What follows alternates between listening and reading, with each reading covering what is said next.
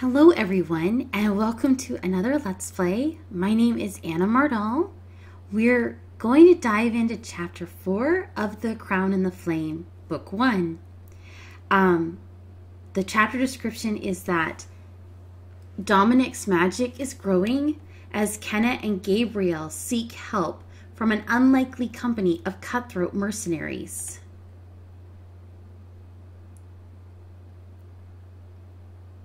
Chapter 4, The Mercenaries. Now playing as Dominic.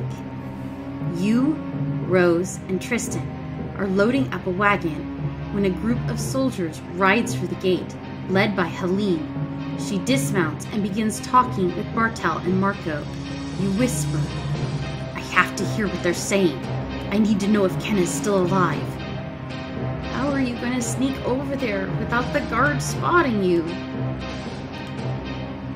"Maybe one of us can distract him for you." So we're going to have Rose do it, because I think Rose is more competent than Tristan. Rose makes her way over to the guard, positioning herself so he turns his back to you. "What are you doing over here?" "I just wanted to take a break from all this hard work." She puts a hand on his gauntlet. "And you looked a little lonely over here with no one to talk to." "You're flirting with me, aren't you?" "Nothing gets past you, does it?" "No. In fact, some of the other guards call me Goran the Watcher." "Tell me more." As the guard begins to ramble, you move closer to Bartel and Helene. "Thank you, Rose. Looks like I sent the right person." A moment later, you're pretending to scrub the wall near Helene, Bartel, and Marco. It was a fool's errand. Kenna was gone before we ever got close. She made it. You weren't fast enough. Someone is working against us. Someone in this castle or in the villages nearby. Or right next to you. Those troops your father stationed here were poisoned. What? Father's going to be furious. We must act. What am I supposed to do? Burn down every village hut? Kill every servant? No. Killing Kenna's the only way. We did capture one of Kenna's men. A monk of the Rajkur ruins, a most exquisitely resilient captive. That is no way to treat a prisoner. You mean traitor. Bartel, take your time with this one and find out what he knows about Kenna. Marco turns and leaves. Let's take our guest to the dungeon, shall we? The guard shoves the monk with the butt of his sword. Move. The monk stumbles and falls, and the guard starts kicking him brutally. On your feet, prisoner. The guard brings his foot back for another kick. I must dive in front of the monk. You dive between the guard and the monk, knocking aside the next blow. Stop it! You're going to kill him! Hey! What in the three hells do you think you're doing? You help the monk to his feet. This man's a traitor to the crown. Maybe you want to join him in the dungeon? I can talk my way out of this. Should I appeal to Bartel's mercy or Helene's sense of justice? I don't think Bartel has mercy, so we're going with Helene. You turn to Helene. Please, I couldn't watch this cruelty. Regardless of his crimes, prisoners should be treated with dignity. I agree with this servant. Thank you. I like Helene more than I should. They do not deserve her. I really want to recruit her. Guard, take the monk to the dungeon. There's no need for further abuse.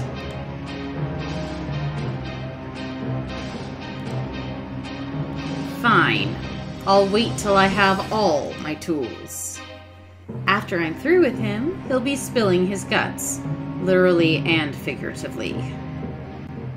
Bartel strides off, and the soldier drags the monk away. Later, in the kitchens, Tristan grins. That was amazing. Dom, you're like a hero in one of the legends of the 5 kingdoms. I have to admit, I'm impressed. And this is just the beginning. I'm not going to let them kill that man. I'm going to save him. I'll help. I'm going to do everything I can, just like you, Dom. Tristan, we should be cautious. Come on, Rose. You're with us too, aren't you? There's just no stopping you, is there? Does that mean you're in? I'm in. Just promise me you won't tell Mother. She has enough to worry about. It's a deal. Now playing as Kenna. Hand over your weapons. You and Gabriel reluctantly hand over your weapons. And your money. Val, we're not thieves. Taking money from captives doesn't always make you a thief. Sometimes it makes you a plunderer or a conqueror. They might be Leon's friends. Do you want to explain to him why we stole from people asking to see him? This patrol was much more interesting before we got paired together. This sort of thing is exactly why Leon insisted that patrols have at least one of his former soldiers. Blah, blah, blah, don't take their money. I've got it. Come along, you two. As you and Gabriel are led through the grasslands by the mercenaries, you whisper to Gabriel. I thought you said we could trust Leon. Why not tell his people who we really are? A lot can change in 2 years. We are vulnerable, like a newborn. This world is not safe for us yet. Yeah, I got that when they took our weapons. As far as I can tell, they're only being cautious. At least this is a chance to impress them. I'll need their support to... Hey, something on your mind? What are you two whispering about? Just that you and your companion seem mismatched. Oh? Yes, one of you seems to have gotten the lion's share of the armor. So, I thought this was a trick question at first, but it's not. I mean, Val's got this leather stuff, and Jackson's got, you know, proper armor. He's got full armor, and you've only got woven leather to protect you. Ha! Pretty boy Jackson's just like all the rest of Leon's men. Castle-born, so cocky and prim, with all their fancy armor and shiny swords from Stormholt. Between you and me, he spends hours trimming that beard. At least I take the time to wash myself regularly. Some of us hold ourselves to higher standards. Val, you weren't ever a soldier for Stormholt? Oh, not me. I'm a mercenary through and through. Everything on my back I paid for myself. I follow Severin. I've been in his outfit for 11 years now. Jackson came here with Leon in his company. He's still getting used to mercenary life. Bet he misses having someone to bow to. Very funny, Val. I'm done fighting for kings. What have kings ever done but sit on their thrones, polishing their crowns while men like me die in the mud for them? Does anyone really polish a crown? You blame the royalty, Jackson? I went away to war with promises that my family would be looked after. But when the war was lost and I finally made it back home, our house had been burned and my wife and son had starved to death. I'm sorry about your family. That must have been devastating. I know what it's like to lose someone you care about. It was the hardest thing I've ever had to endure. Not everyone can understand that. I'm glad you do. Believe me, I get it. Anyway, that's how I ended up in Leon's armies. At least he keeps his promises. Well, the full queen got her due. Jackson's just sore that he was on the losing side. The fool queen. You know the one. Got her head cut off when she tried to call all the kingdoms together. And so you call her the Fool Queen? Yeah. Got a problem with that? I should keep quiet. No. No problem at all. That's what I thought. Gabriel whispers to you, I'm surprised. I thought you'd lose your temper. I don't like what she said, but we need these people on our side. Starting a fight wouldn't be smart.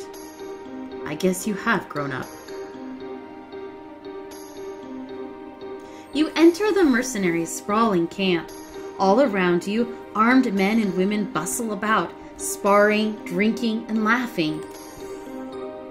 There are hundreds here. I didn't expect so many. 2,000, actually. The biggest mercenary force in the 5 kingdoms.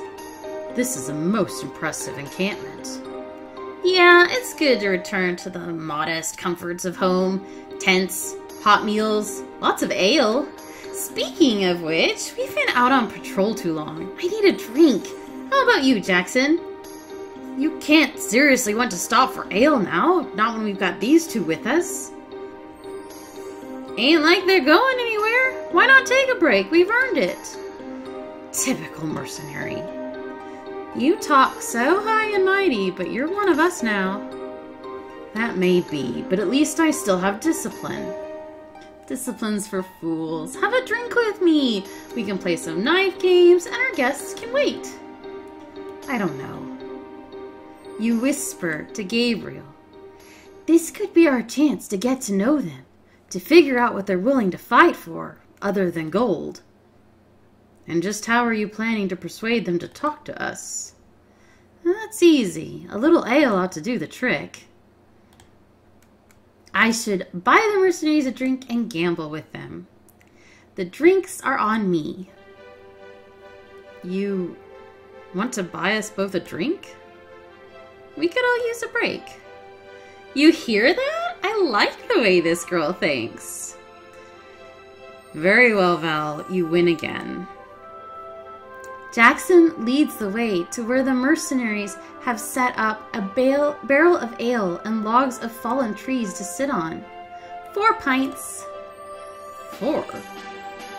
Your woman is by. You're drinking with us then. Yeah, she's not a monster, Gabriel. I should give mine to Val. None for me. Truly? You have mine. At first I thought you were generous. Now I think you're just stupid. Very well. The 4 of you join a circle of mercenaries sitting on the ground. One of the mercenaries twirls a knife in his hand and then gives it to Jackson. What's the game tonight? Flinch? I'll play, and I'm wagering a day's pay. There you go, Jackson. You do know how to have fun every now and then. It's only fun if you win. Jackson hands over a bunch of coins to the mercenary taking bets. What's this game? Flinch.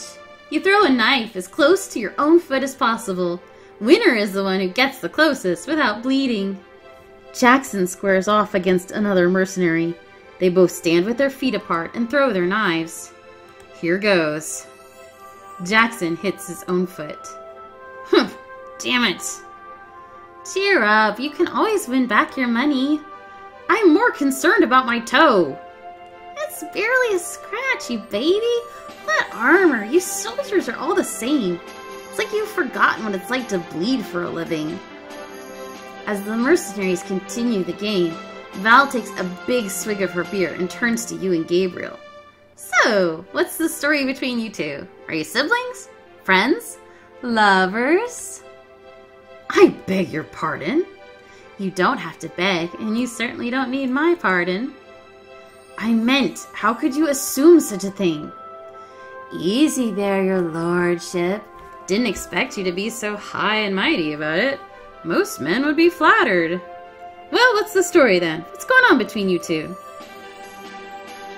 He's like a father to me.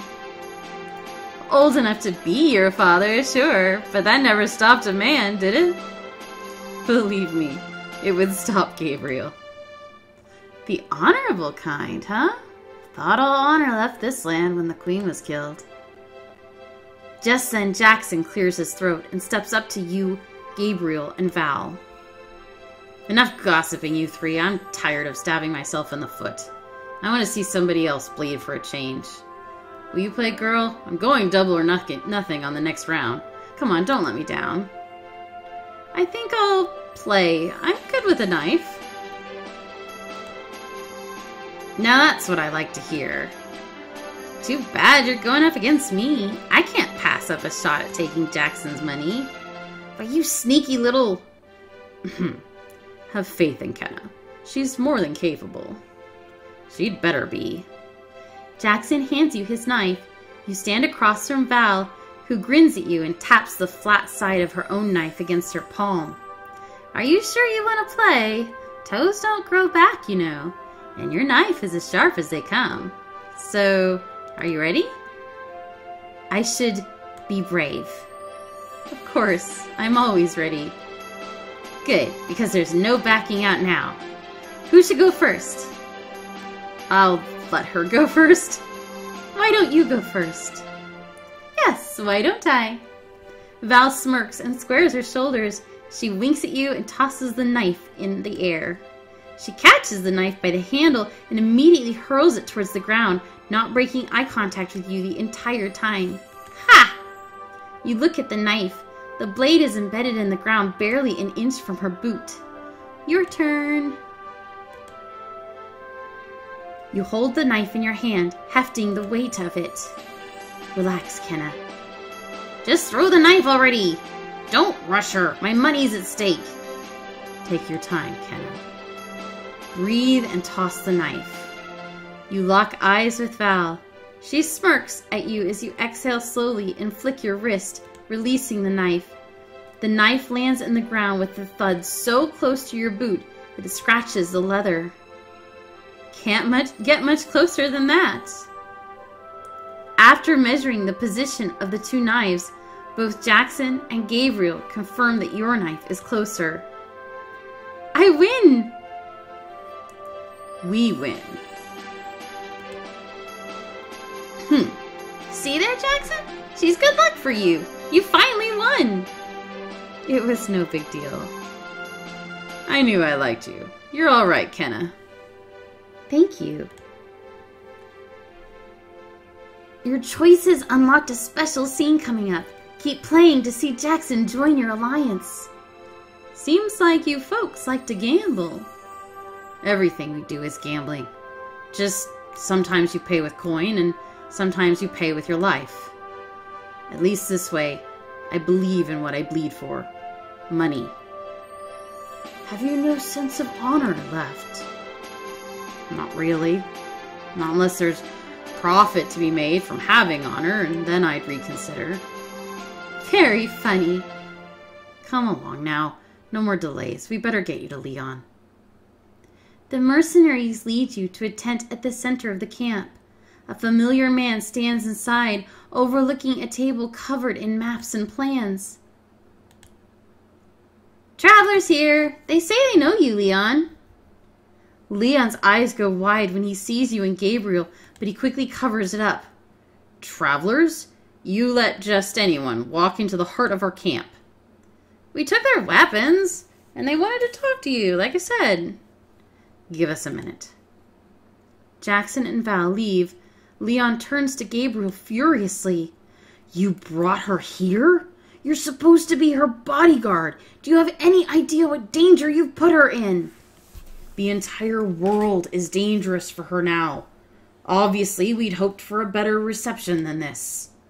A better reception? This isn't the Grand Hall, Gabriel. That life is over for all of us. There's no returning to it.